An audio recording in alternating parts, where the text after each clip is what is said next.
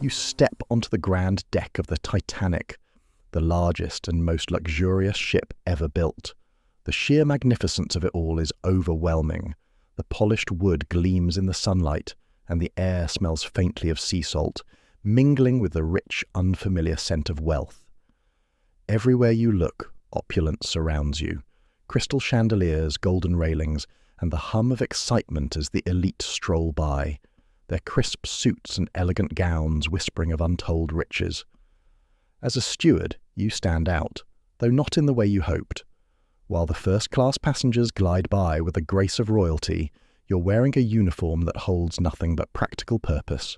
The freshly pressed suit, the polished shoes, the cap atop your head. All signs of respectability, but none of it prepares you for the weight of what you're about to experience. The Titanic is a marvel of human engineering, a dream ship that's supposed to transcend all expectations, but for you, it's just a job, a really, really big job. What am I doing here? You ask yourself, perhaps with a hint of disbelief. Are you really part of this grand spectacle? Or are you just one small cog in a machine built for the wealthy? You quickly shake off the thought, reminding yourself that this isn't a time for daydreams. This is real life. And, in a way, this is the opportunity of a lifetime. I'm just a steward, you mutter quietly to yourself. But who knows? Maybe I'll meet someone important. Maybe I'll even serve tea to the rich and famous. Or maybe, just maybe, I'll spend the next few days running around, carrying trays of food and drink like some glorified waiter. You chuckle under your breath, your sense of humour not lost in the midst of this grandiose setting. It's funny. Everyone around you seems to be caught up in the glamour and excitement. But you know the real truth. This job is hard. It's relentless. And when the first-class guests ask for something extra, or, God forbid, they spill their wine on the floor, guess who's the one scrambling to clean it up? Still, there's something undeniably special about being on this ship. Something about the history being made under your feet. The Titanic, a ship meant to be unsinkable, unbreakable, and undeniably unforgettable. But you're here to serve, to make sure everyone else's experience is nothing short of perfect. The weight of that responsibility hangs heavy, but you shrug it off. This is your world for the next few days, and you're just trying to find your place within it. Maybe I'll just keep my head down and do my job, you think, and leave the grand moments to the passengers. After all, who needs all that drama and grandeur when you're simply trying to make it through the day without spilling hot tea on someone's expensive suit? But there's one thing you're sure of. The next few days on this ship will change your life forever. And you'll be there, right in the middle of it all, even if you're not the star of the show. As you walk through the opulent corridors of the Titanic, every step echoes with the promise of wealth and luxury. The ship's interiors gleam with an elegance so refined, it's as though the very walls were designed to remind you of your place. The carpets beneath your feet are so plush you could sink into them, if only you had the time to enjoy such luxury. Gold accents adorn every corner, and the soft glow of crystal chandeliers bathes the hallway in an ethereal light, making everything look almost too perfect to be real. And then there they are, the first-class passengers. Their presence fills the air with a sense of grandeur that seems to belong to another world. You watch as they glide gracefully past, their polished shoes clicking against the floor with a rhythm of ease, their faces lit with smiles that speak of indulgence and leisure. They move through the ship like it was built just for them, entirely unaware of the frantic flurry happening just out of their sight. You can't help but feel like a shadow in their world, a mere spectator to the spectacle that they create. Ah, first class, you think with a roll of your eyes. How lovely it must be to be so effortlessly important. The women wear dresses of delicate silk that shimmer as they walk, their laughter filling the air like a soft melody. The men sport tuxedos that could probably feed a family for a year, their conversation far more dignified than the hurried shuffling of your feet as you rush to get from one task to the next. Oh, yes, they look so busy, so important, you muse sarcastically, all scurrying around, making their grand entrances and exits. Meanwhile, I'm the one scrambling to clean up a wine spill that could have been avoided if they weren't so obsessed with their champagne flutes. You can almost hear their conversations about stock prices, opera performances, or the latest in haute couture while you're stuck in the back, wiping away the evidence of another mess made by someone who probably doesn't even know your name. Wouldn't it be nice, you wonder with a touch of bitterness, to not have to worry about cleaning up after someone else's indulgence? To just be one of them, strolling past all the while, oblivious to the rest of us who make sure their evening goes off without a hitch. But of course, that's not your world. Your world is in the back, in the kitchens, in the hallways, where the staff hustle to keep the ship running smoothly. You're the invisible force, the unseen hand that makes their lavish lives possible. But do they ever acknowledge it? Not likely. Still, as you pass yet another group of well-dressed elites, you can't help but steal a glance. Their world is beautiful, and for a brief moment, you wonder what it would be like to live in it. But that thought is quickly pushed aside as you hear the faint sound of a glass breaking behind you. Time to clean up yet another mess. Guess it's back to reality. The moment you cross paths with Captain Edward Smith, you can't help but feel a sense of gravity in the air. He stands tall, the embodiment of authority. His uniform is immaculate, his posture unyielding. There's a calmness to him, an aura of control that seems to settle over the ship itself when he's nearby. In that brief interaction, you're acutely aware of the stark contrast between him and the bustling crew and passengers around him. While the ship hums with excitement and the clatter of luxury, Captain Smith remains the calm in the storm. You can feel the respect others have for him without him having to utter a word. There's something magnetic about his presence, something that demands attention without trying. He doesn't rush, doesn't flinch, just stands as though he's at the helm of more than just the ship. He's at the helm of everything. As you stand there, barely exchanging pleasantries, you can't help but wonder what it is that makes him so composed. What does he know that you don't? Does he sense something others do not? Is he merely the perfect image of a man in charge, or does he feel the weight of this vessel's journey bearing down on him too? What's going through his mind right now, you ask yourself, watching his eyes scan the horizon with a steady gaze, perhaps lost in thought. Does he really believe that everything will go as planned? That this is just another routine voyage? There's a certain serenity in his expression, one that is almost unnerving. As the captain of the Titanic, he must understand the magnitude of what this ship represents, the weight of the expectations, the pride, the history in the making. Or maybe, just maybe, he believes in the unsinkable reputation of this ship. Is he even worried, you think, a small frown forming? Or does he truly think nothing could go wrong? After all, this is Titanic. It's built to be unstoppable, right? You stand there for a moment longer, contemplating the man before you. His calm demeanour seems almost out of place on a ship this grand, as if he knows something the rest of the crew and passengers don't. Perhaps he's simply too experienced to be swayed by the loud, insistent chatter of 1,000 guests, or the frenzy of 1,000 tasks that are never ending. But you can't shake the feeling that there's more to this ship, more to this journey, than meets the eye.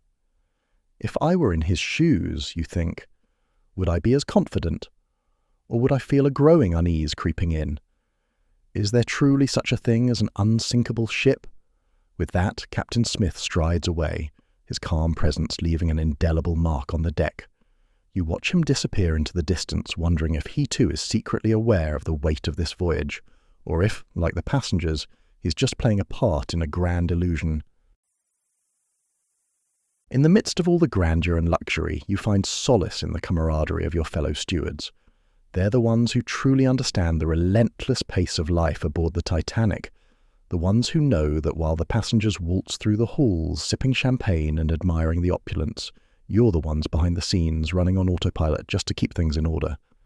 As you navigate the corridors, dodging busy passengers and the occasional mishap, a spilled drink, a dropped tray, you realize how much the other stewards have become like a second family. They're not just your colleagues, they're your comrades in this mad, ceaseless march. You all share a quiet understanding. The work is exhausting, the hours are long, and the pay, well, it's not nearly enough to justify the amount of sheer effort required. It's like walking through a battlefield every day, you think, as you pass one of your fellow stewards, a man with a permanent smile plastered on his face despite the fatigue in his eyes. He nods at you, reminding you to keep the pace steady, to keep up with the ever-growing demands of the passengers. It's all business, but you can't help but notice the little sparks of laughter between tasks, the shared moments of levity amidst the chaos. The banter is light-hearted, but it's what keeps everyone sane. A quick joke about the absurdity of one of the first-class demands, a chuckle over a guest's ridiculous request for an extra blanket at 3 a.m. These are the small victories that make the endless hours a little more bearable. It's not glamorous, but it's real. And in this world of wealth and opulence, it's the closest thing to normalcy you'll find. We're all in this together, you remind yourself, as you catch up with a younger steward who's just finished making the rounds. He's exhausted, his face a mask of politeness, but there's something warm in his eyes. You exchange a few quick words, just enough to acknowledge that, despite the frantic pace, you're both surviving. Walking through this every day feels like I'm on a never-ending treadmill, you think, but there's a strange comfort in it. It's a battlefield, sure, but for some reason it doesn't feel so bad when I've got these guys beside me. You think about how, even in the midst of all the madness, the crew is a small world of its own. Everyone knows each other's routines, the way you move through the ship like clockwork, ready to tackle the next challenge. Some days, it feels like you're all just pieces in a puzzle, trying to make sure everything fits perfectly. And then, in a split second, someone will crack a joke, or share a moment of ridiculousness, and for a second, you forget about the endless cycle of work. You laugh, you share the briefest of reprieves, and you get back to it. The passengers? They'll never understand the level of coordination and care that goes into keeping everything running smoothly. They see you as nothing more than part of the background, a small cog in the machine. But among the stewards, you're family. And for now, that's enough. Every day, it's like a march through an endless war zone, you think, but there's a certain comfort in knowing we're all. Each day aboard the Titanic feels like a whirlwind of plates, silverware, and crystal glasses. You are surrounded by luxury at every turn, but your role remains the same, serving it. The first-class dining rooms sparkle under the soft glow of chandeliers, and every meal feels like a carefully orchestrated performance, with the passengers as the demanding audience. You walk through the grand dining halls, carrying plate after plate of extravagant meals, each one more elaborate than the last. Lobster bisque, delicate consommé, roast lamb with mint sauce, and desserts so beautiful they seem too perfect to eat. You serve, you clear, you refill drinks, and then you do it all over again, as gracefully as you can manage. Though, let's be honest, your feet are killing you, and your back is already aching. But this is Titanic. Perfection is expected, and failure is not an option. 5 courses for dinner, really? You think, as you glance at the guests savouring their meals with the kind of leisure only wealth can afford. Must be nice. Meanwhile, I'm stuck running laps around the dining room, balancing trays like a circus performer, just to make sure no one's glass is ever half empty. The laughter and conversation around you blur into background noise as you focus on the task at hand. Plates are cleared, wine glasses topped off, napkins folded with a precision that could only come from hours of practice. You have your routine down to an art, and yet it never feels like enough. The guests, lost in their own world of indulgence, expect nothing less than flawless service. And you, well, you're just trying to keep up. 5 courses, and they act like they're the ones doing all the work, you think, as you watch a couple at a table near the window, savouring their meals like they have all the time in the world. You can barely keep track of how many times you've crossed that room, serving and cleaning as they continue to feast. I swear, if I have to deliver one more lobster tail to a guest who doesn't even notice the effort it took to bring it to them, I might just... well, no time for that. Back to the grind. But despite the exhaustion, there's a strange sense of satisfaction in all of this. The endless duties, the hustle, the unceasing demand. It's what you signed up for. The Titanic is a floating palace, and you are part of its intricate, flawless operation. The passengers will never know the effort behind the scenes, but in some odd way, that's what makes it all worthwhile. Ah, yes, another night of 5 courses for them, and maybe, just maybe, I can get 5 minutes of sleep before I have to do it all over again. The thought of sleep is tempting, but you know better. In this world of endless luxury, there's no time for rest. And besides, no one's ever truly off-duty on the Titanic. Not when there's always someone, somewhere, needing something, even if it's just a clean fork. So you push forward, knowing that tomorrow will bring more of the same. The work may be grueling, but there's something undeniably satisfying about being part of the ship's heartbeat, keeping the gears of this grand machine turning, even if it means losing a few hours of sleep in the process. After all, you're just a small part of the Titanic experience, but without you, it wouldn't be quite the same. You step into the first-class cabins, and the sheer opulence of the space takes your breath away. Each room is a masterpiece, a world of its own, so meticulously crafted that it feels like stepping into the pages of a lavish history book. Rich, dark wood panelling, delicate lace curtains, and plush carpets that seem to swallow your footsteps. The furniture gleams, upholstered in velvet so fine it looks like it could belong in a royal palace, and the air is infused with a faint hint of lavender from the fresh flowers that decorate every surface. Every corner of the room is arranged with a precision that would make even the most organized person jealous. In the grand beds, thick with linens, you can practically feel the luxury dripping from every crease. Even the smallest details are designed to impress. From the crystal decanters of whiskey on the bedside table to the hand-carved chairs that look as if they belong in a museum. But there's no time to stop and admire the beauty of it all. You've got a job to do. The passengers, for all their grandeur, don't seem to realize the effort it takes to ensure their comfort. You move swiftly through the rooms, balancing their demands, lugging their belongings from one place to another, and constantly navigating the fine line between delivering excellence and preventing disaster. One wrong move, and you risk a glass of wine on a freshly cleaned carpet, or worse, a broken heirloom that would send you straight to the brink of despair. How do they live like this, you think? A flicker of disbelief in your mind as you struggle to maneuver a heavy trunk into a closet that's just a bit too small. How can someone need this much stuff just to sit around and look pretty? The gowns and tuxedos that hang neatly in the closets almost seem like a joke to you. They are intricately designed, painstakingly tailored, and yet they're just clothes. Why not just put on a pair of regular pants and a shirt like everyone else? How much easier would life be? You don't need gilded mirrors or four-poster beds to survive, but for them it seems to be the very essence of existence. Maybe they're just really, really bad at doing their own laundry, you think sardonically, as you move yet another suitcase stuffed with fragile items to the opposite side of the room. The passengers, lost in their own world of luxury, will never understand the effort it takes to cater to their every whim. You're not just a steward, you're a juggernaut of logistics, a silent worker who makes sure the wheels of this opulent world turn smoothly. You can't help but feel a sense of frustration, even as you continue to carry out your duties. These people live lives that seem like fairy tales, and you, well, you're just a small part of the backstage crew. The polished floors and grand curtains might be their reality, but for you, it's just another day of balancing heavy suitcases and trying not to knock over priceless vases in the process.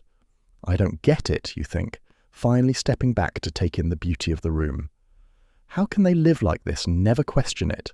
Why can't they just wear a normal shirt like the rest of us? But there's no time to dwell on the absurdity of it all. As much as you might grumble and question the extravagance, you know better than to let any of your frustration show. The Titanic is a world of wonder and excess. And you? You're the quiet force behind it, ensuring that every room is perfect, even if it means sacrificing your own sanity along the way.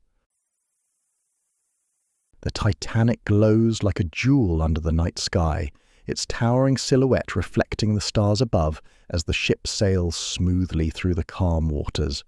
The entire ship feels alive, humming with energy and opulence. This is the first night of the voyage, and everything is as perfect as it gets. You catch glimpses of the first-class passengers as they make their way to the grand dining room and ballroom, each one dressed to the nines, their faces lit with excitement and the promise of an unforgettable journey. The sounds of laughter and music drift through the air. You can hear the soft strains of a string quartet, the tap of heels on the polished floors, and the unmistakable clink of fine china and crystal glasses. The grand ballroom sparkles with golden chandeliers, their light catching the glimmer of the passengers' jewels as they dance gracefully across the floor.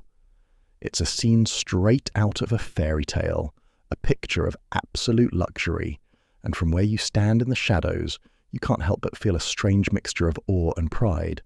You might not be one of the glittering guests on the dance floor, but in this moment, you are part of something bigger. You're part of the magic, even if you're just the one behind the scenes, ensuring that every detail goes off without a hitch.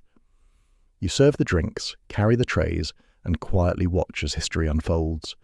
And there's something oddly satisfying about it, about being a small part of something that will be remembered for generations, even if your role goes unnoticed.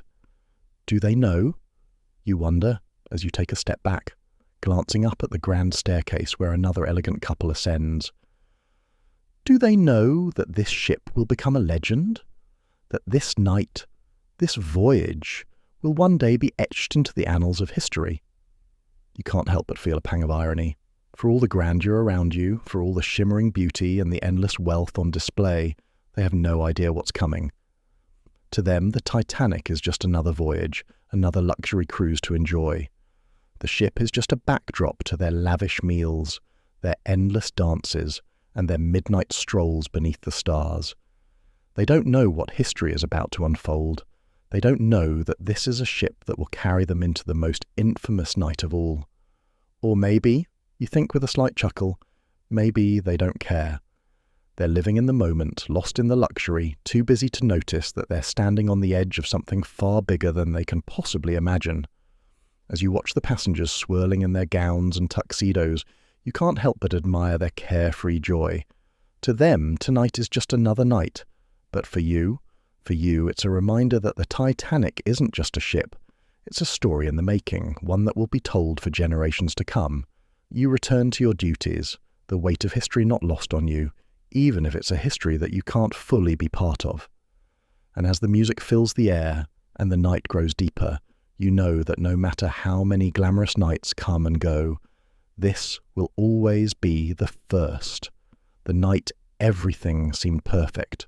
The night everything was right. The night is eerily quiet, and the ocean stretches out before you, vast and unyielding. It feels like the world is holding its breath, as if even the sea itself is waiting for something. The Titanic glides smoothly through the water, the faint hum of the engines vibrating through the ship's bones, a reminder of the sheer power beneath you. Above, the stars are scattered across the sky like diamonds, and the moon casts a silvery glow over the water, which reflects it like a giant mirror. The ocean is vast, its depth unfathomable, and for a brief moment you feel small, insignificant, against the infinite expanse. The gentle lapping of the waves against the ship's hull is the only sound that accompanies you. There's no wind, no storm, no distant rumble of thunder, just a silent, oppressive calm. The water seems almost too perfect, a reflection of the ship's quiet confidence as it cuts through the sea. It's hard to shake the feeling that this is an ocean far too big for something as small as a ship, no matter how grand it may be. This should be a peaceful cruise, you think to yourself, trying to shake off the odd feeling that's starting to creep in. So why does it feel like something's just off? The vastness of the ocean, the stillness of the night, everything about this moment feels almost too perfect, too unreal. The Titanic moves effortlessly through the dark waters, like a beast that fears nothing, but you can't shake the sense that the ocean is somehow watching, waiting. Am I overthinking this? And you wonder, glancing out over the railing at the endless blackness beyond. The moonlight dances on the surface of the water, and yet something about the stillness seems unsettling. This should be a fun, exciting voyage, right? Everyone's having a good time. So why do I feel like the sea's hiding something? Like it's holding a secret it's not ready to share? The Titanic sails on, powerful and majestic, its towering mass undeterred by the vast, dark water surrounding it. The ship cuts through the waves with a grace that defies its size, as though it knows nothing could touch it, nothing could stop it.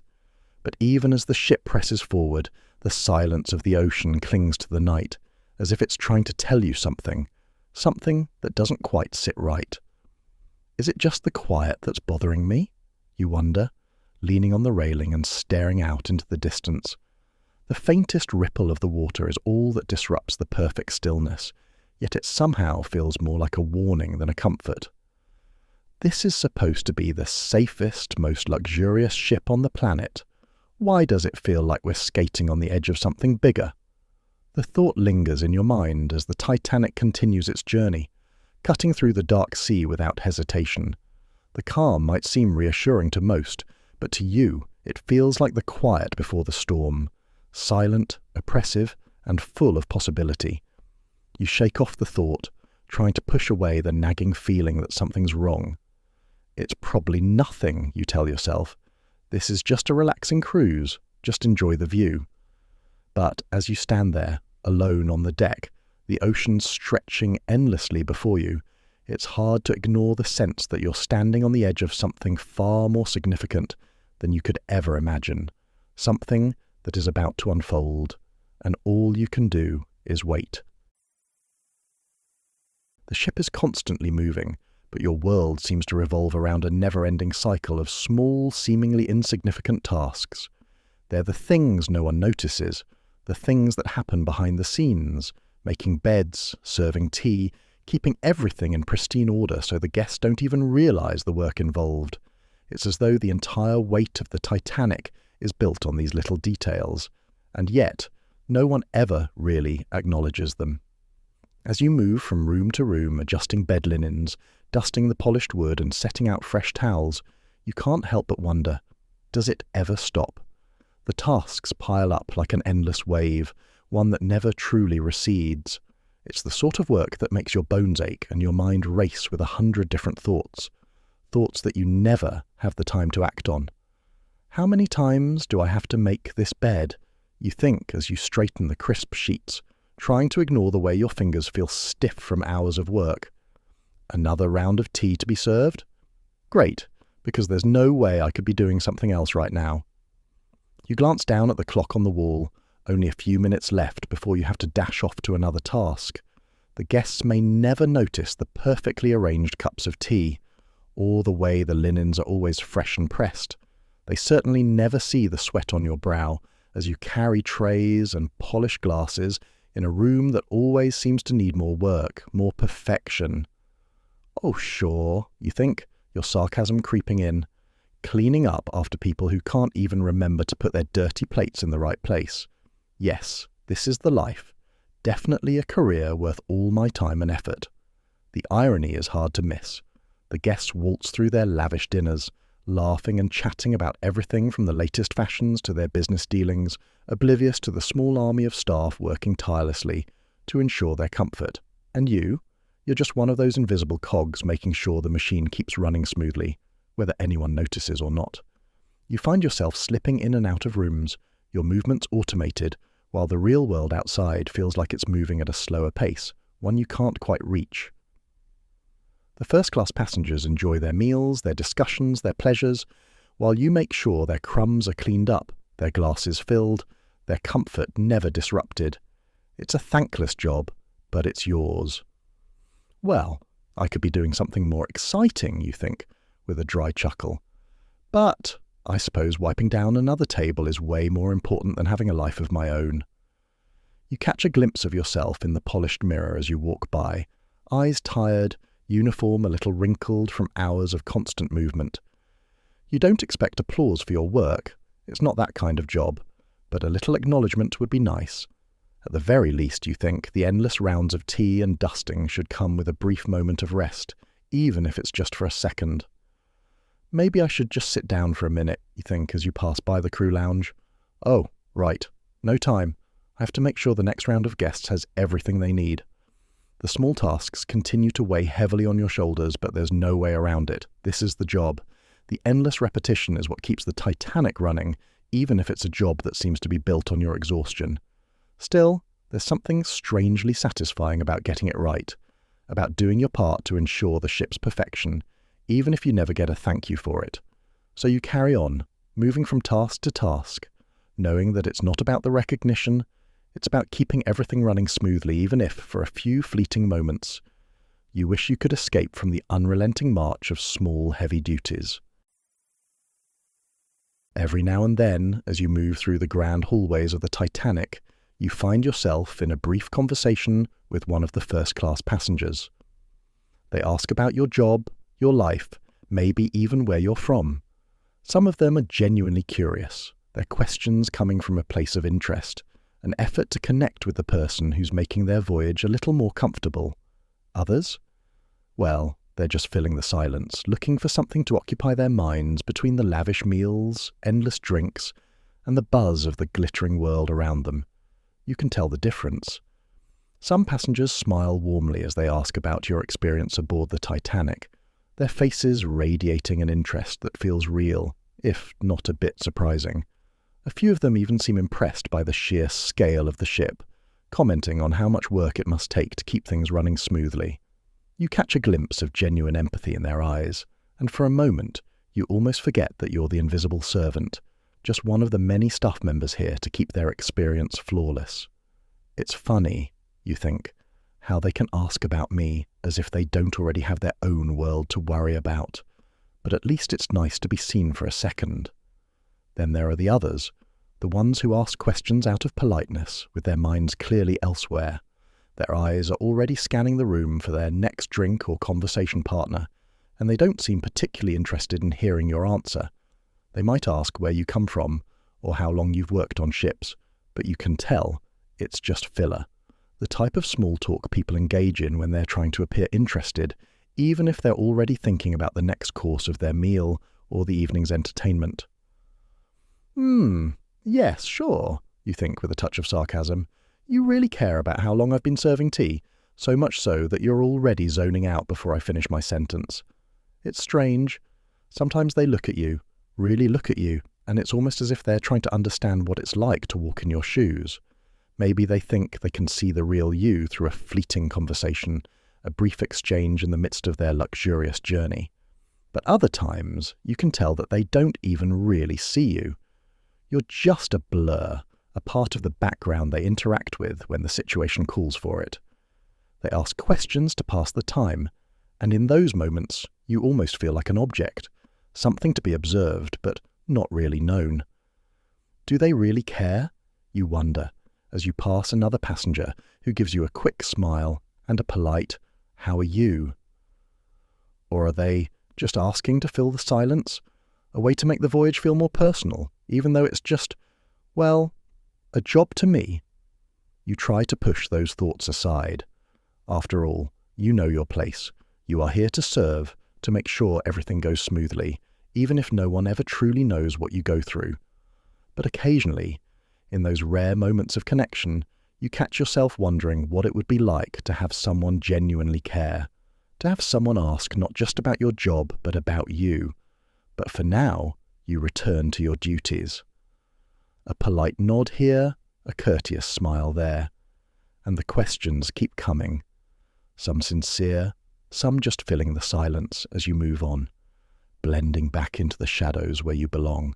After all, that's the role you play on this ship. A brief presence, a whisper, a quiet force that holds everything together, but never truly seen. Every so often, you find yourself in the company of the older sailors and officers, men and women who have spent more years at sea than you've spent on land. They have stories, endless stories, stories that paint the vast ocean in shades of adventure, danger, and endless monotony. As they speak, their voices take on a faraway quality, like they're not just telling you a tale, but reliving it. You listen, captivated, even though most of the stories feel like they belong to a completely different world. Back in my day, one of the older deckhands begins with a grin, we had a storm that nearly split a ship in two. The waves were so high they were swallowing whole masts, but we carried on, just like this ship does. His eyes twinkle with a mix of nostalgia and pride. You nod, fascinated, as he continues recounting his adventures, the near-death experiences, the treacherous waters, and the strange, sometimes eerie encounters with other ships. The thrill in his voice as he speaks of monstrous waves, of navigating through thick fog, and of sailing through waters where no ship had dared to go before, makes the mundane life aboard the Titanic feel dull by comparison. How can they have so many stories? You wonder as you listen to another officer talk about his time in the Caribbean, hauling cargo through tropical storms. His stories seem to carry weight, to carry meaning, like they're part of something bigger. What will I have to say about my time on this ship? Will I even have a story worth telling? You can't help but feel that pull, a desire to make your own mark, to be part of something that stands out. But here you are, quietly running between the kitchens and cabins, taking care of endless, repetitive tasks, never once finding yourself in the centre of anything significant. No storms, no daring adventures, just the constant hum of the Titanic as it sails smoothly through the calm seas. Will I ever have a story of my own, you ask yourself, watching the older sailors tell their tales? Or will I just be one of those people who fades into the background with no grand adventures to speak of? But then again, you wonder, is this enough? Perhaps it's not about having stories that rival those of daring sea captains or adventurers. Perhaps it's enough just to be here, to be part of the great machinery that keeps everything running, to be a witness to history even if you're not the one making it. Still, you can't help but dream. Maybe one day you'll have a story of your own, something that will make others listen with their eyes wide as you recount the time when you were aboard the Titanic, watching the world unfold around you. But for now, you listen, absorb, and wonder. Will you ever have a story worth telling? The night was peaceful, and everything seemed to be going according to plan. But then, without warning, the Titanic began to slow. A subtle shift at first, barely noticeable, as if the ship was deciding it needed a moment to catch its breath. You pause for a moment, caught off guard. The hum of the engines fades, and the steady thrum that had filled the ship for hours becomes almost non-existent. Something feels different, as though the ship's powerful movements have stilled for a reason that no one's saying aloud. You watch as the gentle waves, which had been calmly lapping against the hull, now seem to roll a little less rhythmically.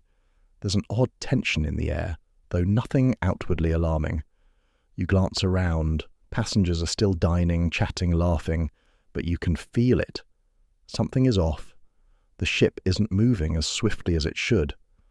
Oh, it's probably nothing, you think, dismissing the sensation with a shrug. Maybe it's just a small shift in course, or perhaps a minor mechanical glitch. Nothing to worry about. But still, the quiet hum that you've grown accustomed to, the kind of sound that made the Titanic feel like it was gliding effortlessly through the ocean, is suddenly missing. For a brief moment, it's as though time itself has slowed. Your steps feel heavier as you move through the hallways, and the usual sounds of conversation and laughter from the passengers seem muffled, as though the ship itself is holding its breath. Oh, surely it's just a small storm or some minor issue. You mutter to yourself with a dry laugh, trying to push down the unease that's creeping into your thoughts. Nothing to worry about, right? After all, it's Titanic, the unsinkable ship. What could possibly go wrong? You try to go about your work, setting tables and organising supplies in the galley, but there's a nagging feeling in the back of your mind. You've worked long enough to recognise when something feels off, even if you don't know the full reason. You glance out the windows, but the night is calm. Too calm. The sea stretches out beneath a sky full of stars, nothing but vast emptiness in every direction. Maybe I'm just being paranoid, you think. After all, nothing could possibly happen, right? Not to this ship, not to Titanic. But even as you repeat these reassurances to yourself, you can't shake the sense that the air has thickened, that something unseen is stirring. You can't put your finger on it, but there's an eerie feeling in your chest, like the sea itself knows something you don't. It's probably nothing, you mutter again, trying to convince yourself as you continue to move through the routine of your work, almost mechanically now. You've seen this ship face rough waters before, and it's always come through unscathed. So why would this night be any different? Why should it be anything but another smooth, uneventful evening? And yet, the The strange slowing continues, like a creeping unease settling over the Titanic. The silence, the calm, the feeling that something is about to change, something significant, even if you can't quite grasp what it is yet. Maybe I should just focus on my work, you think, shaking off the thoughts as best you can. It's probably just a minor hiccup. What could possibly go wrong? You continue your tasks, but something deep inside tells you this night will be remembered for a reason you can't yet understand. The Titanic continues its journey through the night, but a strange undercurrent begins to ripple through the crew. It starts with whispers in the hallways, hushed voices that seem to vanish the moment you approach. The usual smooth, easy rhythm of the ship's operation begins to falter, if only slightly. At first, it's nothing you can put your finger on, just a small change in the atmosphere, like a breeze that shifts direction but doesn't quite reach you. As you move through the corridors, you catch fragments of conversations, murmured phrases that make you stop in your tracks. A few of the older officers exchange glances, their faces briefly taut with concern. A couple of stewards, usually laughing at the trivial dramas of the day, now speak in low, serious tones. You feel it. There's a subtle tension that wasn't there before. The Titanic, this grand marvel of human engineering, feels different tonight, somehow, as though something is looming just outside the reach of your understanding. What's going on, you wonder, as you walk past a group of crew members talking in hushed voices. The tone is different, more urgent, even though no one's saying anything concrete. They laugh quickly, uncomfortably, but their eyes don't match the lightness of their words. Something's off. You feel it in the air, thick and heavy, even though the ship moves steadily forward, like everything is running as planned. Why does it feel like the calm before the storm? You try to push it aside. It could just be nerves, right? The Titanic is still on course. Nothing has changed, except the way the air feels. The shift is subtle, but you can't shake the feeling that something is quietly building just beneath the surface. The crew, the officers, they know something you don't. You watch them move with a sense of purpose, their steps slightly quicker, their eyes darting to places that seem a little too empty. It's as though they're expecting something, waiting for a signal you haven't seen yet. What's going on behind the scenes, you think as you pass one of the senior officers, his expression unreadable. Why is everyone so tense? It's just another night, isn't it? Or is it? You know better than to ask questions directly. There's a hierarchy here, and crew members like you don't ask officers for explanations, especially not at a time like this. But the questions remain, unanswered, swirling in your mind. Why do I feel like something's wrong? You glance up at the sky, the same clear stars twinkling overhead. The sea, usually a comforting companion, now seems indifferent to the whispers building below decks. As the ship sails on, you can't help but wonder, what's being kept from the rest of us? Is there something more to this ship's journey than just another smooth sailing to New York? What exactly are they preparing for? What do they know that I don't, you wonder, trying to ignore the subtle unease creeping into your thoughts. But no matter how much you try to focus on the routine, it's hard to shake the nagging sense that the Titanic is carrying more than just passengers and cargo. It's carrying the weight of something far greater, and whatever that weight is, you know it's about to shift. The hours seem to blur together now, each task bleeding into the next. The once glorious rhythm of your work aboard the Titanic has become a relentless tide that crashes over you again and again, unyielding. You're not sure when it happened, but somewhere along the way the steady pace turned into a frantic sprint. The passengers, those who once only waved or smiled as you passed, now seem to need you for everything. More tea, a new pillow, a blanket at the slightest hint of a chill, and all of it, every request comes just as you feel the weight of exhaustion begin to settle deep into your bones. Each call feels like it's timed to perfection. You can't even make it past a single hallway without hearing another passenger summon you, as if you were the one thing between them and their perfect evening. The tasks, the demands, they pile up in an endless stack, and your body begins to protest, screaming in every muscle, But there's no time to listen to it. You have to keep moving. The Titanic doesn't slow down, and neither can you. Why is it always when I'm on the verge of collapse? You think as yet another bell rings, signalling yet another call for service. They all seem to need me exactly when I'm about to fall apart. You roll your shoulders, feeling the ache of each joint as you shuffle from one end of the deck to the other, balancing trays and trying not to stumble. It's almost comical how the universe seems to align the guest's needs with your breaking point. You've long lost track of how many times you've made your way up and down the ship, your steps heavy, the weight of every plate, every request, pulling at your already tired body. You can barely remember what it feels like to stop moving. The laughter of the first-class guests seems to echo in the background, carefree and unburdened while you're here, doing the work that keeps everything running. You serve their meals, you adjust their linens, and you make sure that despite the ever-growing pile of tasks, everything stays perfectly in place. Oh, sure, you think sarcastically, as another bell rings. Why not? I'm only a human being after all. Of course I can carry 5 more trays of food without breaking a sweat. I've got this. Totally. The sarcasm, however, doesn't ease the weight of your tired limbs or the tightness in your chest. You sigh, pushing through the fatigue. You've learned long ago that this is part of the job. No one sees the behind-the-scenes work. No one sees the stewards trudging through endless halls, never stopping, never slowing. To them, you're invisible, a necessary function to keep the Titanic running at peak perfection. They don't even realize how much goes into keeping their glass full or their pillow fluffed, you think, your mind racing as you hurry to the next request. They think it's also effortless, if only they knew. But you don't have time to dwell on it. The ship is moving, and so are you. You move from one task to the next, the exhaustion growing with every step. But you carry on because, no matter how heavy the burden becomes, this is what you signed up for.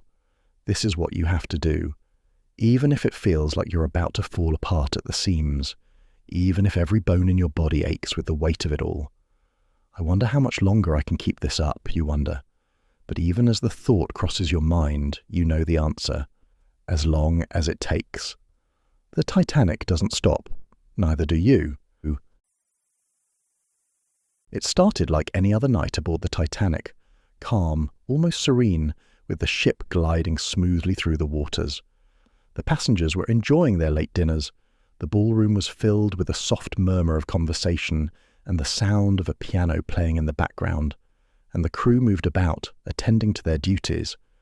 You could hear the soft clinking of silverware, the laughter of guests, the familiar hum of the ship's engines that made everything feel, well, normal. But then something shifted. A low, vibrating hum resonated through the floor beneath your feet. At first you thought it was nothing, just another part of the ship's routine. Perhaps a change in speed, or the ship adjusting its course, or even the way the engines were purring with their steady rhythm. Yet, the hum persisted, and this time it was different. It didn't feel like the usual sounds of the Titanic in motion. It was deeper, more pronounced, like something was moving inside the ship, like a pulse, steady but unsettling. You pause for a moment, mid-step, trying to shake off the unease that begins to settle into your chest.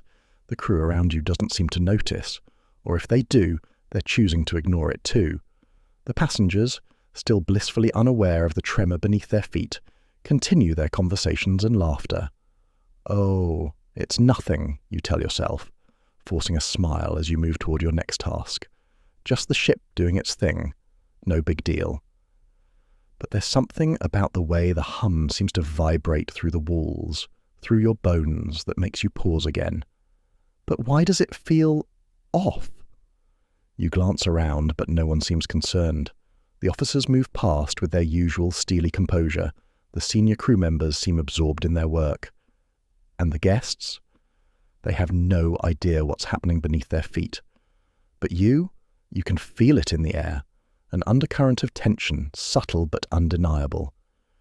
Could this be something bigger? You wonder as the hum reverberates again. Is this just a minor issue, or is it a sign of something more?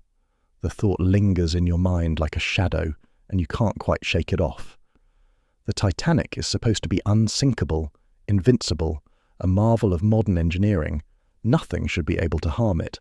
Yet, in this moment, you can't help but wonder if that sense of security is just an illusion. Maybe I'm just being paranoid, you try to reassure yourself.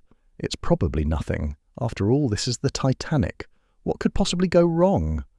But deep down, as you resume your duties and the sound of the vibration continues to echo in the background, you know that something is different. The hum, the odd sensation in the air, the slight sense of unease. It's all there, and it's impossible to ignore. Is this a sign of something more? You think as you glance out at the calm sea. The stars twinkle overhead, their light offering no answers, only questions. Or is it just the quiet before the storm? The night continues on, but something tells you that this will not be a night you'll soon forget. The Titanic continues its journey across the open sea, but something is different now. The ship's movement has changed. It's no longer the smooth, steady glide you've grown accustomed to. There's a subtle shift, a feeling of hesitation in the air, as if the ship itself is unsure of its next step. You notice it first in the way the horizon seems to tilt just slightly, an imperceptible change in direction that no one else seems to acknowledge.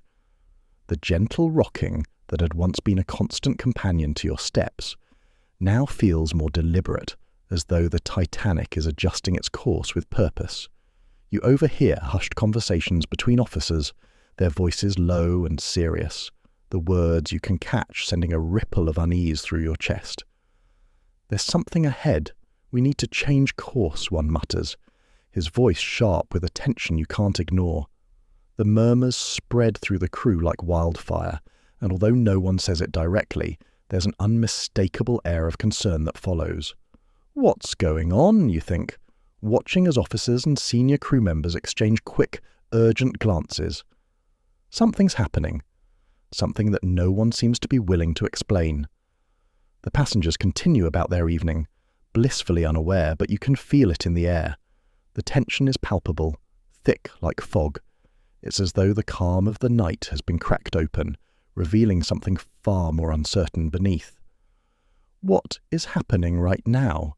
You wonder as the ship begins to change direction more noticeably, its massive bulk slowly shifting, as though it's being steered away from something. Are we heading straight into trouble?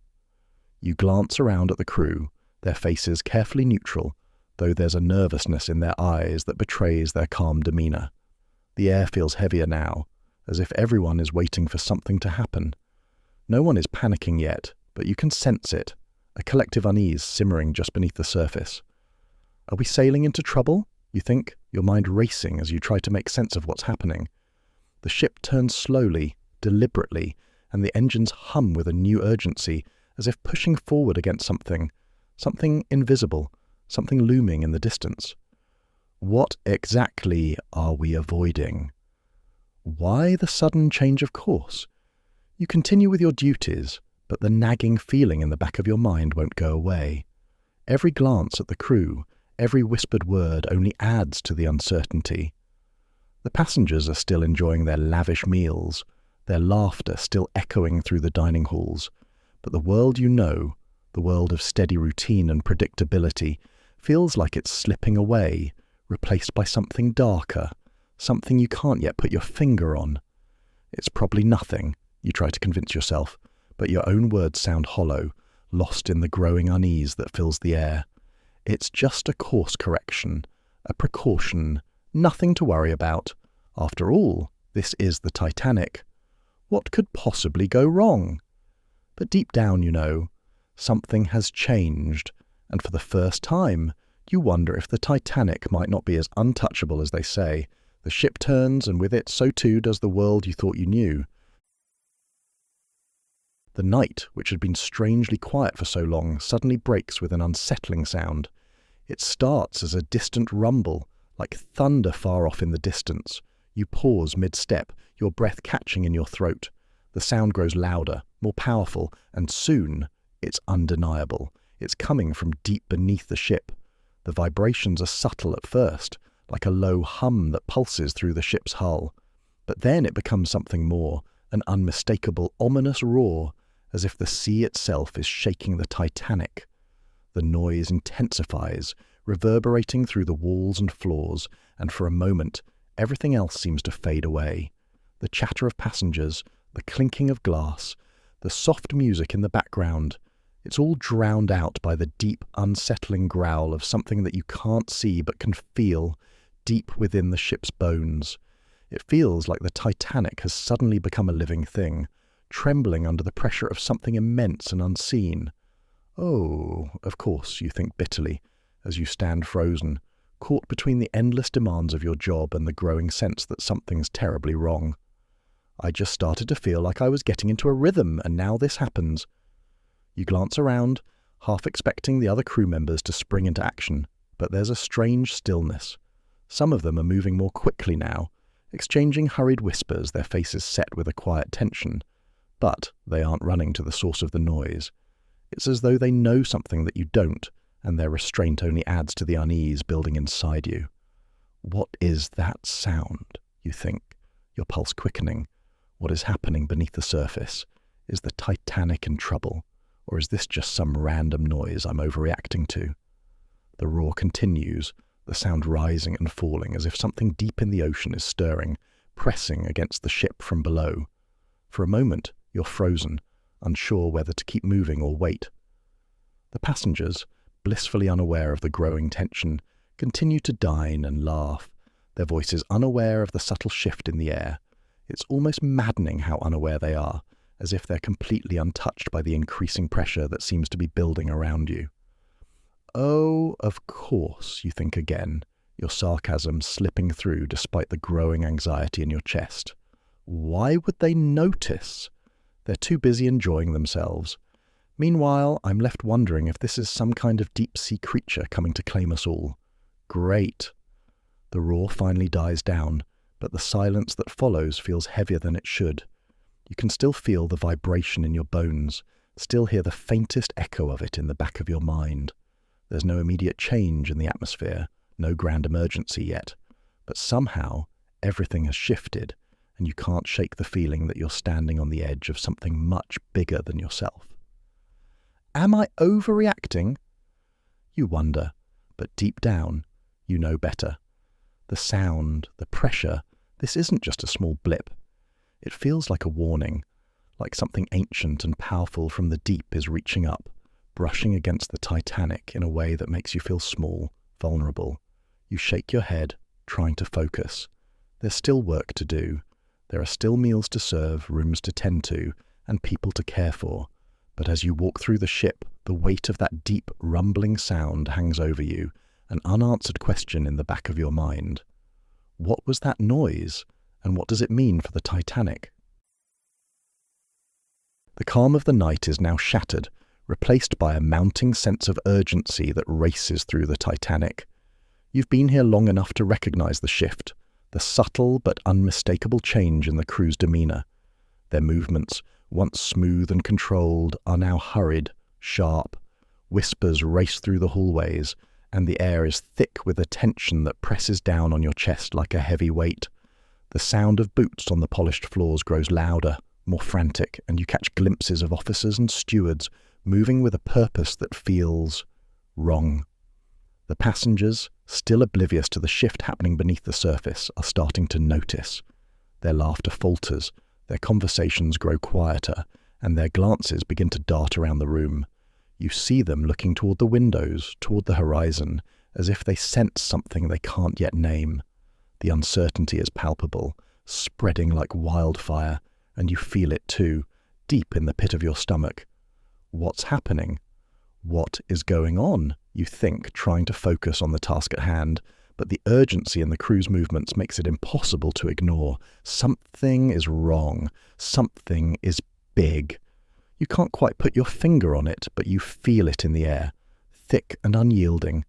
The Titanic feels different now, not like the majestic marvel it once was, but like a beast unsure of its own path. The noise that had reverberated through the ship earlier now seems like a distant memory, but the tension it left behind lingers like a shadow, refusing to leave. Is this it? Is this the end? You ask yourself, your mind racing. What am I supposed to do now? What's happening out there? Why is everyone looking so worried? The passengers are starting to panic. There's no other way to describe it. Their calm, luxurious night has turned into something unrecognizable. Women clutch their shawls tighter, men look at their watches, checking the time, as if time could offer some explanation. You see them whispering to each other, their faces pale, their brows furrowed with concern. There are no loud shouts or screams, but the nervous glances and hushed voices speak volumes. This is it, isn't it? You think, feeling your heart rate quicken.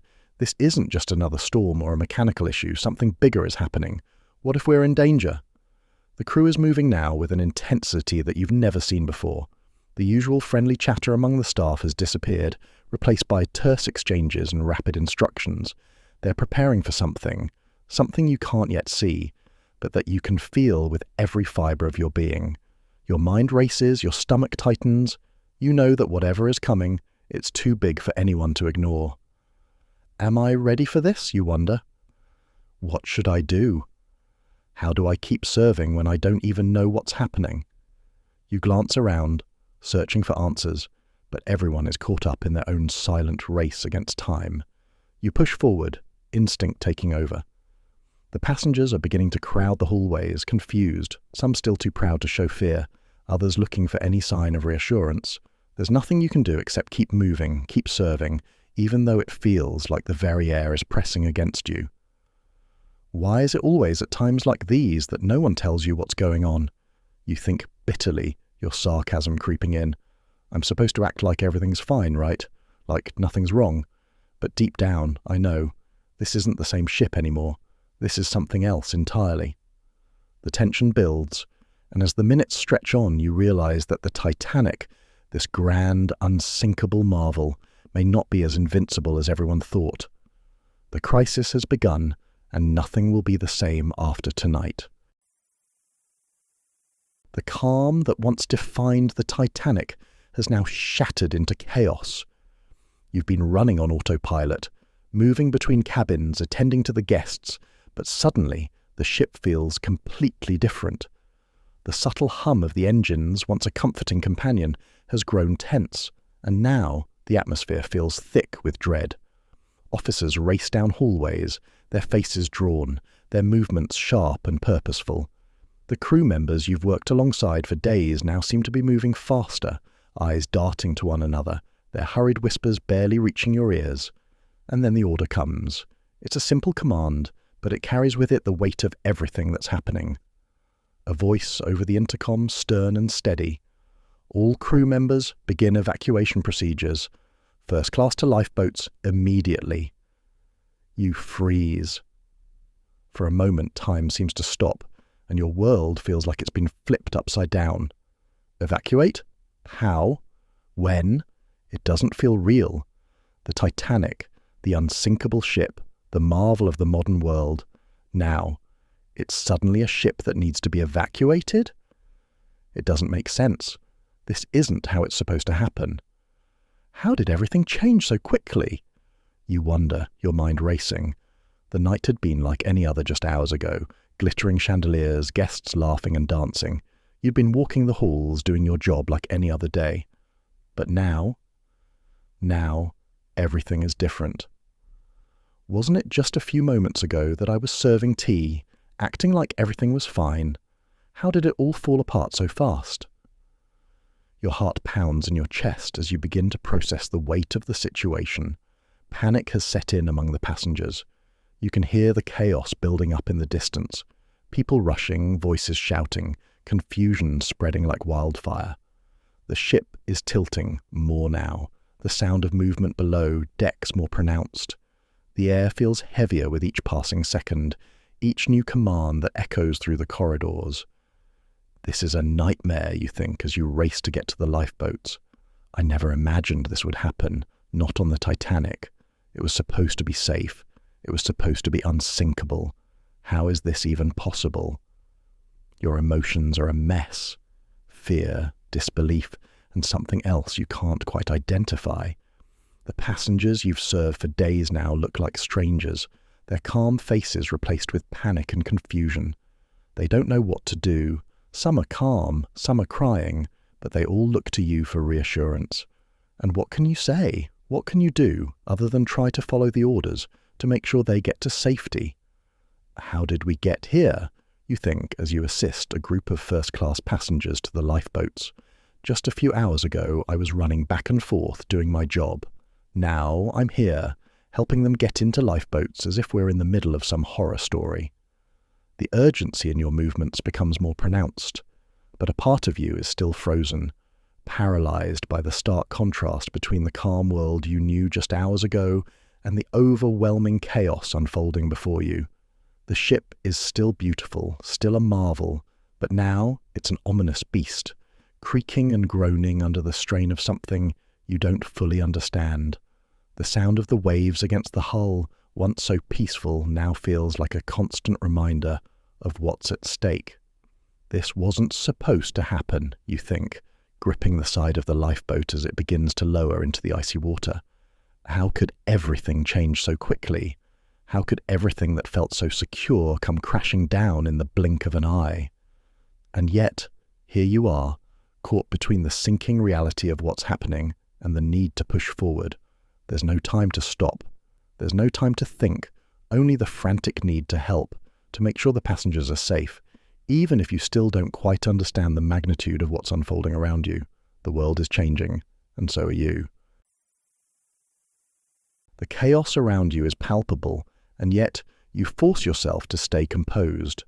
The Titanic, once a beacon of luxury and perfection, is now a ship in distress, and you are caught in the middle of it all. The fear is starting to spread through the ship like wildfire. You can see the panic in the passengers' eyes, the confusion, the terror, as they move with uncertainty, unsure of what's happening or what to do next. It's a nightmare unfolding right before your eyes, and yet somehow you remain still. You have a job to do, and you know it. Stay calm, you remind yourself, trying to push away the unease clawing at your insides. Don't let them see you panic. Stay calm. You're part of the team. You've got this. You look around, observing the frantic movements of the passengers. Some are gathered in groups, trying to reassure each other with false smiles and shaky words. Others are shouting, desperate for answers that no one has yet given them. The sound of people crying out, the shuffling of feet as they try to make their way toward the lifeboats. It all blends together in a dissonant symphony of fear and confusion. You continue to move through the crowd, doing what you can to keep order. You're still working, still serving, still helping, because that's what you were trained to do, and in this moment, it's all you can do. The ship groans beneath your feet, the sound of cracking metal and the ship's massive frame straining under the pressure of its own weight. The noise is unsettling, but you force yourself to focus on the task at hand. Oh, sure, you think sarcastically, as you usher a group of passengers toward a lifeboat. Just stay calm. It's not like we're sinking or anything. Nothing to worry about here. The tension is thick, and every breath you take feels heavier than the last. The panic around you is infectious, and yet you refuse to let it overcome you. You move with purpose, keeping your eyes focused on the task, your hands steady as you guide the passengers, offering them what little comfort you can.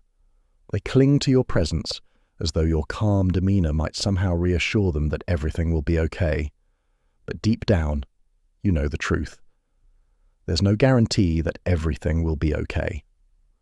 What happens if this all goes wrong? You wonder briefly, but you push the thought away. Number focus.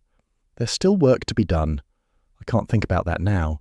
Your heart races, but you continue to do your duty, keeping your composure despite the swirling chaos around you. You help the women into the lifeboats, assist the elderly, and reassure the frightened. Your job hasn't changed, even if everything else has. Maybe I should be scared, you think, but I can't show it. There's no time for fear now. They need someone to keep things together. They need me to stay strong. And so you do. You keep your face neutral, your steps measured, even as the ground beneath you seems to shift, and the Titanic tilts ever so slightly. There's no time for doubt, no time for hesitation. The ship may be sinking, but you are still here, and you will keep moving, keep helping, and keep doing everything you can to keep the people around you safe. You take a deep breath, feeling the weight of the moment settle into your bones. Stay calm. Just keep going, you think, moving forward through the chaos. I can do this. We can do this. But even as you tell yourself this, there's a part of you that wonders just how much longer you can keep it up. How much longer before the weight of it all overwhelms you? How much longer before this facade of calm shatters like glass? But for now, you hold on because there's no other choice. The chaos on the Titanic is reaching a boiling point. The once peaceful atmosphere has now been replaced by panic and confusion. The ship's tilt is growing more pronounced, the sound of metal groaning under pressure becomes deafening, and the air is thick with fear. The lifeboats are filling up quickly, but there are still far too many passengers left behind, frantically looking for a way out, desperately clutching at the hope that they will be spared. And now you're standing at the centre of it all, caught in a decision that you never imagined you would have to face. The evacuation is a whirlwind, a blur of desperate faces, and you're right in the middle of it, trying to help as many people as you can. But the crowd is growing, the push for space becoming more frantic, and you find yourself unable to help everyone at once. People are calling out to you, reaching for your hand, begging for help, but you can't be everywhere. You can't help them all. Who do I help first, you wonder, your mind racing? Who needs my help the most? Who is the most vulnerable? Am I making the right choice? Am I leaving someone behind who needs me? You glance around, seeing families clinging to each other, the elderly shaking with fear, children crying for their parents. There are so many faces, so many people in need, and it's impossible to know where to start. The line for the lifeboats seems endless, and with each passing second, more and more people crowd around, pushing and shoving, terrified of what's coming. Who should I help first, you ask yourself again, a knot forming in your stomach. Should I help the elderly woman who's too weak to walk, or should I focus on the child who's lost his parents? What if I help one person and leave someone else behind who needs me more? Your heart is heavy with the weight of it all. The desperation in their eyes is unbearable, and yet you can only do so much. It feels like a moral tug-of-war. Do you help the ones who are closest to you, or do you try to save the ones who need it most, even if that means leaving others behind? The uncertainty gnaws at you, each second dragging out into what feels like a lifetime. I can't save everyone, you think, a cold realization settling in. I can only do what I can, but no matter what choice I make, someone will be left behind. Someone will be hurt, someone will be left to the mercy of the sea. And yet, despite all this, you continue moving forward. There's no time to hesitate, no time for second-guessing. The decisions, hard as they are, must be made. You help the elderly woman, guiding her toward the lifeboats, hoping against hope that someone else will step in to help the others. You help the child next, taking him by the hand and walking him to safety, hoping that his parents are still somewhere in the crowd, still hoping for their own chance at survival. Who will survive this? You wonder as you look back at the frantic crowd, now further away, overwhelmed by the sheer weight of the moment. Will they remember us? Will they remember what we did today? As you continue, the questions swirl in your mind, but one thing is clear. This is no longer about following orders or keeping a routine. This is about making life and death choices in the face of unimaginable fear. And no matter how difficult it is, you know you have to keep going, no matter who is left behind. The Titanic is no longer the gleaming palace it once was. It is a sinking ship, and the sound of her demise is evident in every groan of the steel, every tremor that vibrates through the hull. The chaos has escalated to a fever pitch. Screams, cries, and frantic shuffling fill the air, drowning out anything that was once peaceful. The grand staircase, once a symbol of elegance, is now just a place for desperate souls to huddle, clinging to any semblance of safety as the ship shifts underfoot. You stand amidst it all, moving from one panicked group to the next, trying to help, trying to guide. But with each passing moment, the truth becomes clearer. Many of the passengers have lost hope. The fear in their eyes is palpable, their faces pale with the realization that this might be the end. Some have given up entirely, sitting on the cold floors, staring into space, too numb to react to the orders being shouted at them.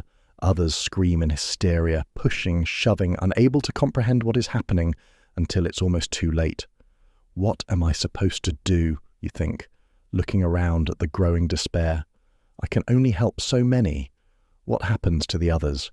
How can I keep going when it feels like we're all drowning?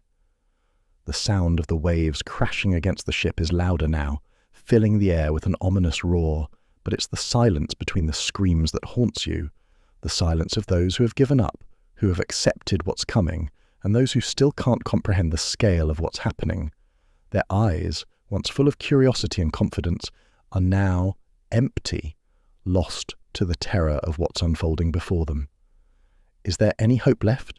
You wonder, moving through the crowd, trying to comfort those you can, but feeling like it's all slipping away.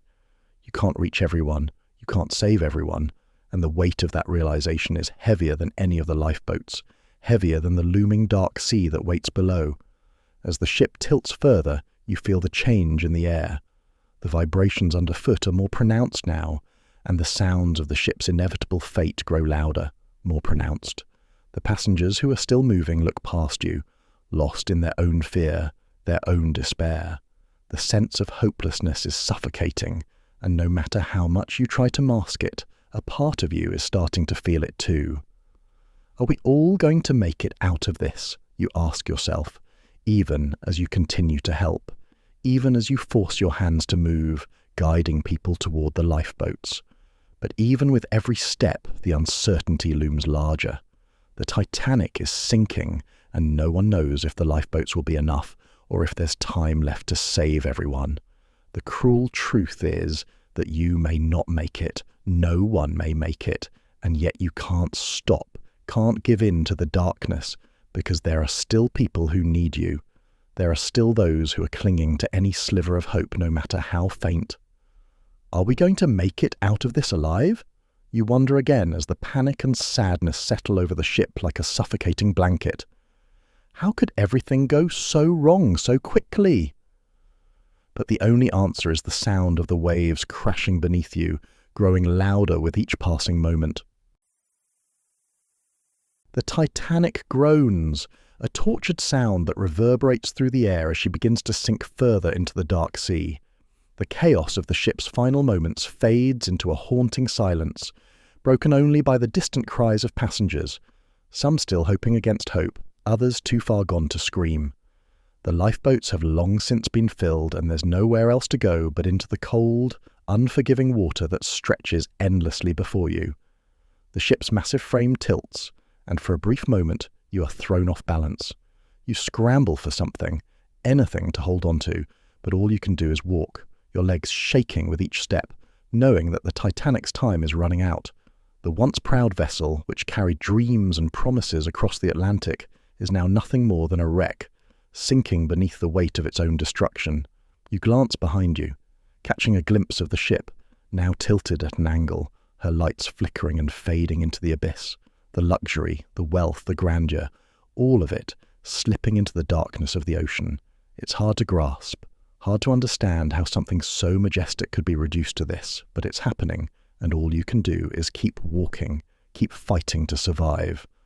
I have to survive, you think, your breath coming in short, sharp gasps as you trudge through the icy waters, now waist-deep. The cold bites at your skin, but it's not the cold that grips you, it's the fear, the uncertainty, the overwhelming sense that you're standing at the edge of something you can't control. I have to survive. I can't stop now, you tell yourself, even as your limbs tremble with exhaustion. The Titanic is no more, and you're left in the vast, open sea, surrounded by nothing but the endless dark. There's no shore in sight, no sign of rescue, only the water and the relentless, pressing fear that you might not make it. You try to push forward, to keep putting one foot in front of the other, but it's hard. The water is cold, the night is long, and the fear is suffocating, but you can't stop.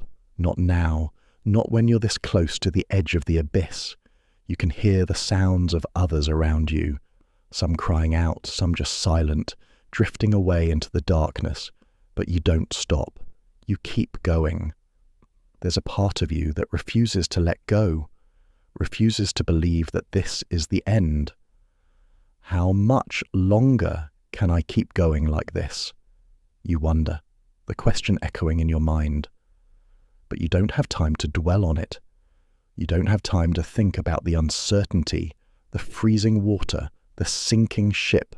You have only one task left: to survive, to fight with everything you have, to keep moving, despite the odds. I have to survive, you repeat, as the weight of the night presses down on you, the cold water rising higher with every step. I can't give up now. I won't. With each passing moment, the reality of the situation sinks deeper into your soul. The Titanic is gone. The world you knew is gone. But as long as you're still here, as long as you can still feel your legs move beneath you, you'll keep fighting. You'll keep swimming, keep moving, because in the darkness of that endless sea, survival is the only thing that matters. As you float in the cold black water, the sight of the Titanic sinking deeper into the abyss becomes unmistakable. The once majestic ship, a symbol of human ingenuity and pride, is now nothing more than a massive, doomed structure slowly disappearing beneath the waves. The lights flicker one last time, casting long, eerie shadows over the water before they go out, leaving only the sound of the ocean and the occasional groan of the ship's wreckage. You can't tear your eyes away from the sight. It feels like the world is shifting under your feet, like everything you've known is slipping away.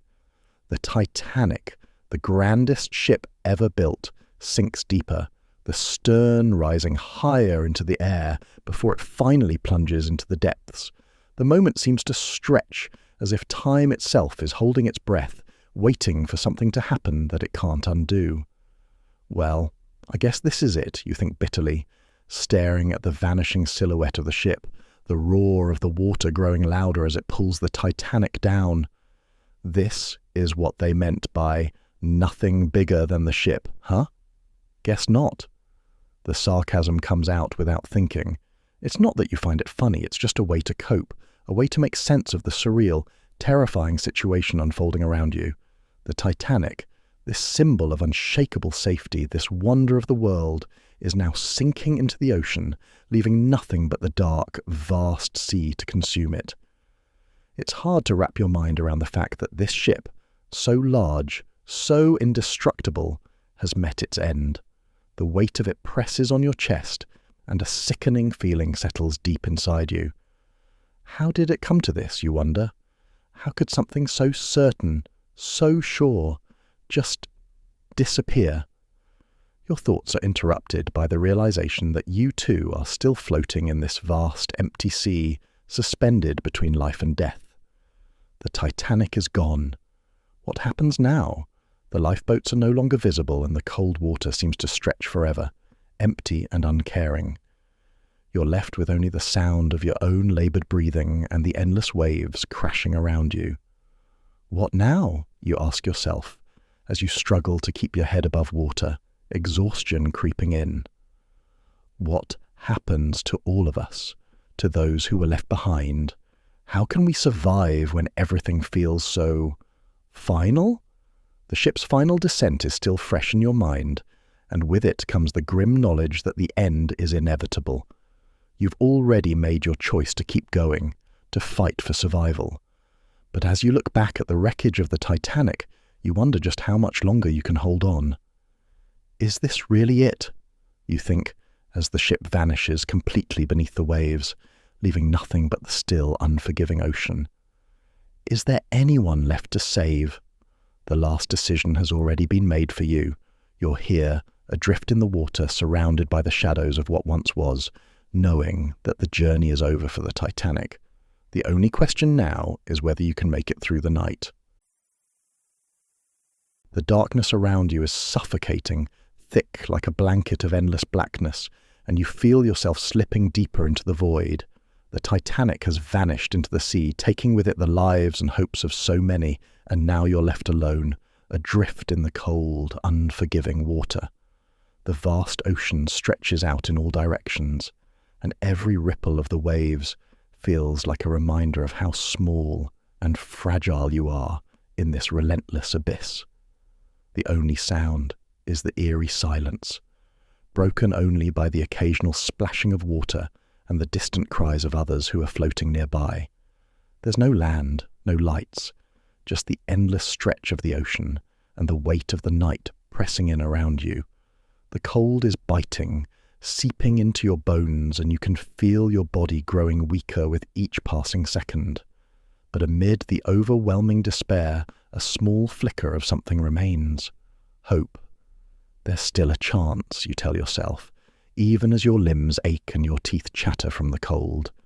There's still a chance to survive. There's still hope.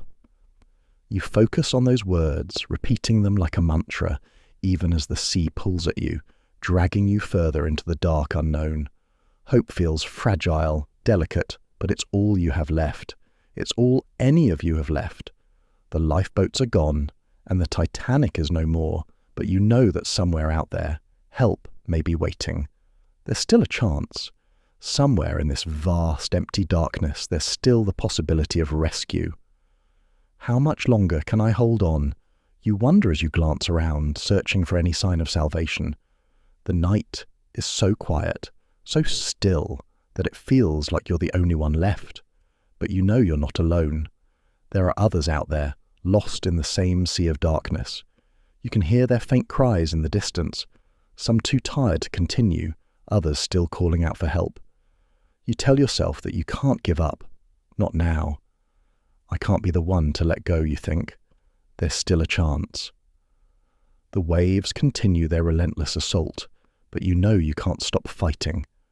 Your body aches and your mind is clouded with exhaustion, but deep down, a quiet voice insists that you have to keep going.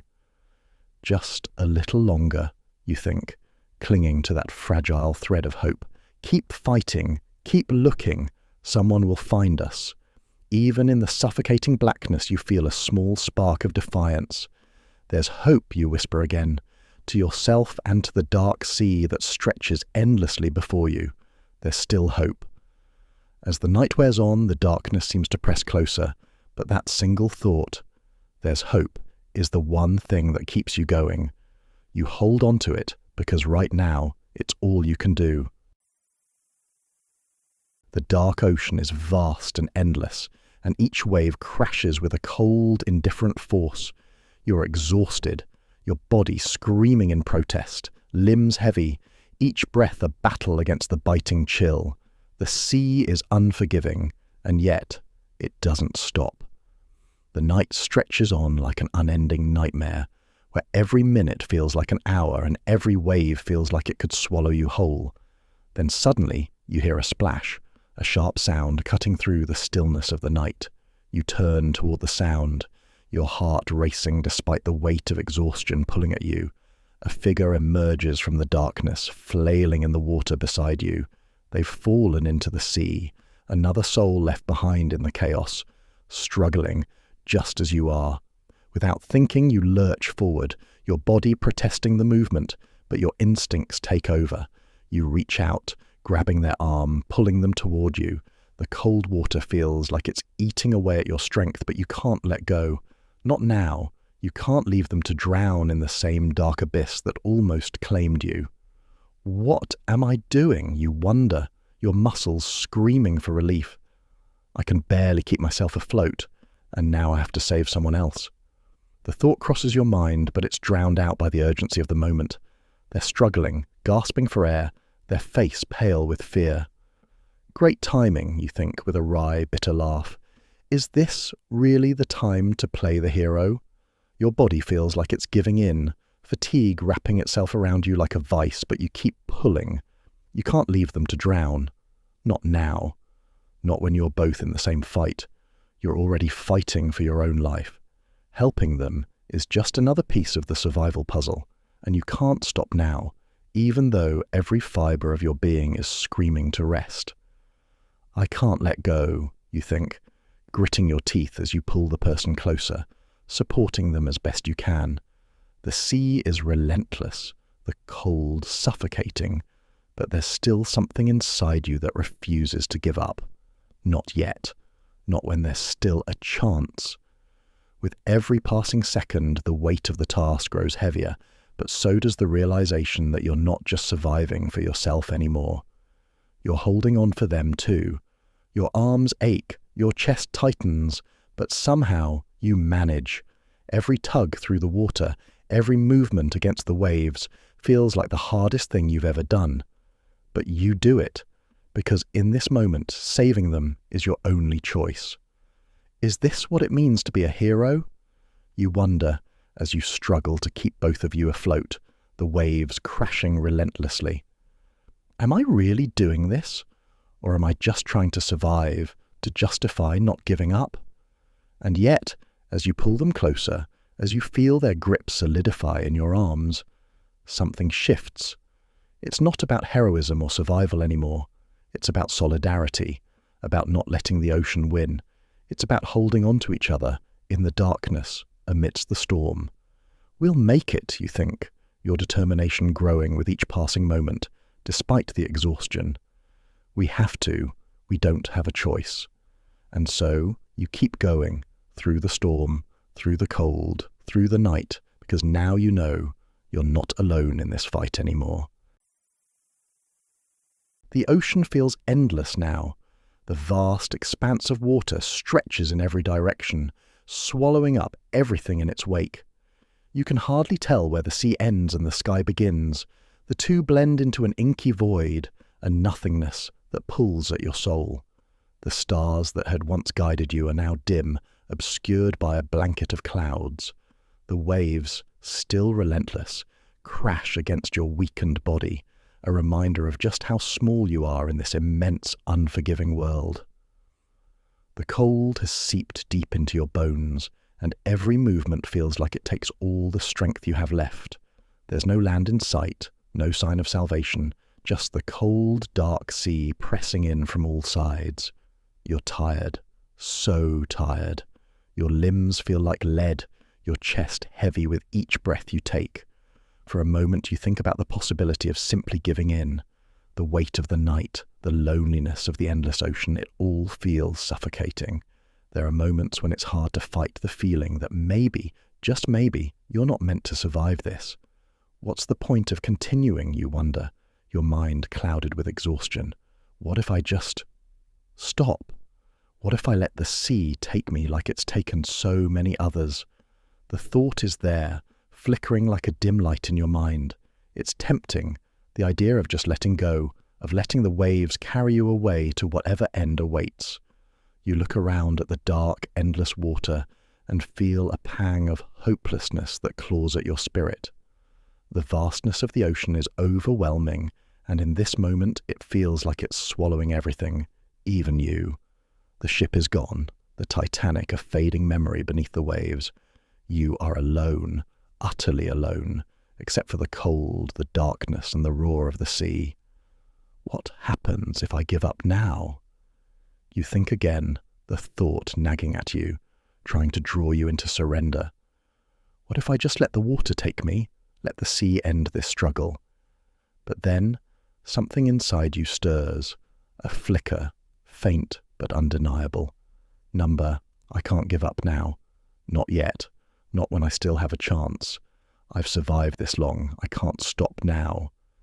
You force your head to lift, your eyes scanning the dark horizon again, looking for something, anything that could signal hope. There's no sign of help, no distant light to guide you, but that flicker of defiance still burns. It's small, but it's there. I'm not done. Not yet. The night is thick with uncertainty, and the cold has drained you of everything, but deep down, you know this isn't the end. It can't be. You push aside the thoughts of surrender, and with every ounce of strength left in you, you keep moving. You don't know how long you'll last, but you know one thing for sure. I can't stop now. I don't know what's ahead, but I know I won't give up, you tell yourself, your voice barely a whisper in the howling wind. I can't. Not when there's still hope, not when I'm still here. The ocean is vast and dark, but the fight is still inside you, and that, even in the darkest moment, is enough to keep you going. Hours, no, It feels like days have passed since you were thrust into the freezing dark sea. The ocean has become your world, a world of endless waves, chilling wind, and the haunting silence of the night. Your body aches with fatigue, every muscle screaming in protest, but you force yourself to stay afloat, to keep fighting. There have been moments, brief flashes where the thought of surrender crept in, but you wouldn't give in. There was still a chance, right? Still hope, even if it seemed like an eternity ago when that hope felt real. And then, just as you feel your strength begin to fade, something changes, a distant flicker of light, so small, so far away, that at first you question if your mind is playing tricks on you. But no, it's real, a bright, steady beam slicing through the darkness, its warmth like a promise in the cold night. The light grows stronger, closer, and the sound of a ship's engines reaches your ears, distant but undeniable. Is it real? You think, disbelief washing over you as you squint into the night, the light getting brighter with each passing second. Is this help? Is it really happening? Your heart begins to race, a mix of disbelief, relief, and exhaustion threatening to overwhelm you. You've been adrift for so long, you almost forgot what hope felt like. But now, as the light grows closer, it becomes undeniable. They're coming for you. The ship approaches, its silhouette now clear against the moonlit sky. You feel the weight of it, of everything you've endured, start to lift, if only for a moment. The Titanic may be gone, but you're still here. There is still a chance. Am I going to make it? The thought stabs through your mind as the ship draws nearer, the sound of its engines growing louder, the possibility of survival feeling more real with every second. You try to call out, but your throat is raw, your voice barely a whisper. Yet, it doesn't matter. The rescuers see you. They're coming for you. The lifeboats are lowered, and you see their faces blurred and indistinct at first, but then clearer, full of urgency, full of life. The crew of the rescue ship works quickly, their eyes scanning the dark water, their hands reaching for you. Am I going to survive this, you wonder? The words barely escaping your lips. But the answer, you realize, is already unfolding before you. There is still time. There is still hope. The light from the rescue ship grows closer, and with it, the realization settles deep in your bones. You're going to make it. The world is quiet now. The chaos of the night a distant memory as you're finally pulled aboard the rescue ship. The warmth of the blankets they wrap you in is a shock to your frozen body, and for the first time in what feels like forever, you feel the weight of exhaustion settle over you. You can hardly comprehend the sensation of safety. It feels so foreign, so surreal after everything you've been through.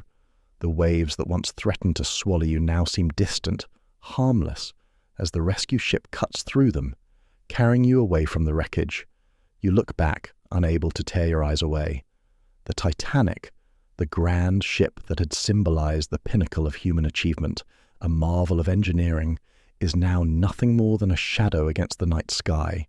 Its lights, once so bright, have gone out completely, and the dark water swallows the last remnants of the ship as it sinks deeper into the abyss. You can't stop staring, even as the weight of it settles in. That ship, that world, is gone, and with it, so much of what you once knew. What now? You think, your mind struggling to focus on anything but the sight of the Titanic disappearing. What do I do now? How do I move forward after everything that's happened? The questions come one after another, like a flood. You've survived, but the cost has been immense. You've witnessed death, despair, and the collapse of something that once seemed so invincible. How do you leave that behind? How do you erase the memories of the passengers, the crew, the faces you'll never see again? The laughter, the fear, the chaos, all of it etched in your mind forever. How do I forget any of this, you wonder? Staring out at the ocean, the endless dark that now feels like a void.